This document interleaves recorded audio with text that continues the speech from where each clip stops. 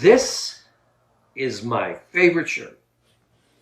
People who know me are like, yeah, Tony, don't you own any other shirts? Well, I only own about maybe 7 shirts. So throughout these 80-something Godshot videos, you're not going to see a huge variety of clothing. But out of all my shirts, people will tell you this is the one I wear the most. And why is that? This is the shirt of the New Rochelle boys varsity soccer team that won the New York State Championship in 2016. And it means a lot to me because they wanted me to have one. A lot of the young men on the team, I knew from either getting them ready for confirmation or being part of our youth group or being part of our tournaments. And so I was very connected to them and followed them every step of the way with their championship run. But the biggest reason it means something to me is how they did it. They won that championship in the fall of 2016. It was around the time of the election of Donald Trump. Donald Trump and the connection to a lot of the kids who played soccer in other towns throughout the state, there was a time when he was promoting, like, send the Mexicans back. Build a wall, get them out of here. And my team is almost all Mexican kids. And what happened was they were tormented and taunted throughout the state. They'd be playing these primarily white teams, and the kids on the other teams would feel like empowered, especially since most of the games took place after Trump's election, which is like, yeah, we won. Get them out of here. And they put up with a lot of verbal and sometimes even physical tormenting in the games. Their coach said to them, you answer back them by your play. Don't get caught up in shouting, fighting, anything like that. You show them what you got by your play. And they did that. And they beat everybody in New York State. And that example to me is inspiring. And every time I put this shirt on, I remember the importance and the ability that we have to persevere. Even though we might have obstacles, even though we have people that do not want the best for us, we have all these things working against us in life. People don't line up to make your dream come true. But their perseverance will always inspire me.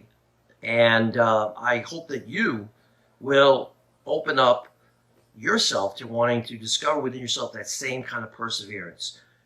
I've said it in other videos, but we live in a time where so many things come easy.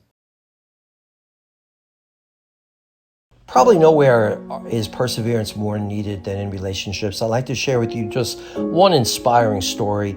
It's about Sandra Day O'Connor. She was the first female Supreme Court justice, and she was serving on the bench of the Supreme Court, and her husband came down with Alzheimer's, and she gave up her place on the court so that she could be there for him, only to find out that at the nursing home that he was at, he had completely forgotten he was married and had fallen in love with one of the other residents.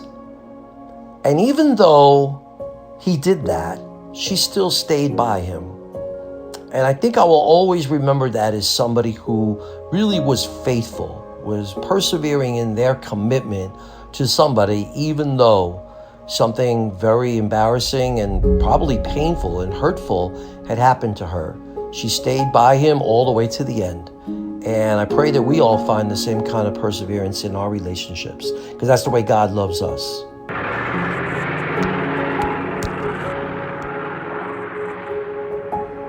So anything in life that you're seriously pursuing, really take a look at. Are you willing to commit? Are you really being honest with yourself about how much you're giving to something? Manage your time. You only have a certain amount of it, and if you really want something, are you giving everything it takes from you, your time, your energy, your focus?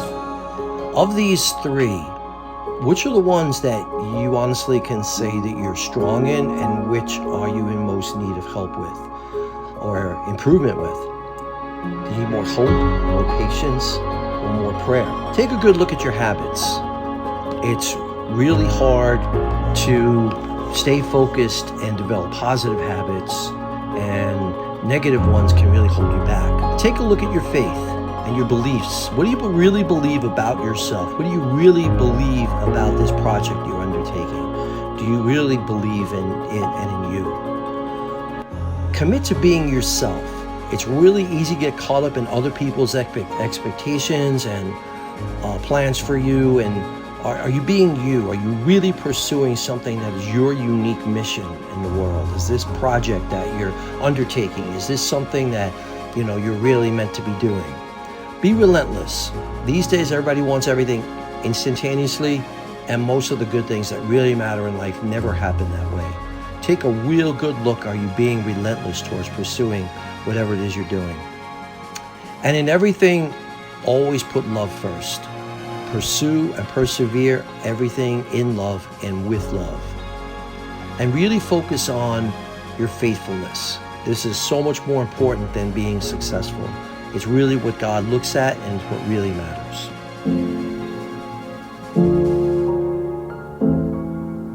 The Serenity Prayer is really a wonderful prayer to pray every time you are undertaking a special project of any kind.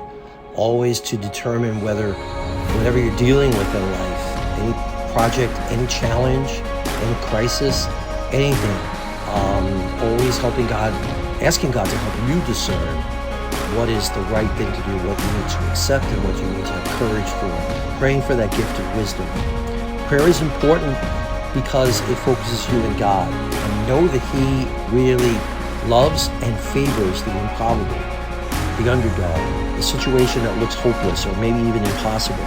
Make sure that you're not praying to God to do something in some other way other than working through you. Is there something that instead of asking Him to take it away, you should be willing to do it yourself with Him? Pray always for more faith. The more faith you have, the more the project you're involved in will go the way it's supposed to. Trust that if He really brings it to you, then He's going to bring you through it. And so I invite you now to stop and to pray to remember that you're not alone.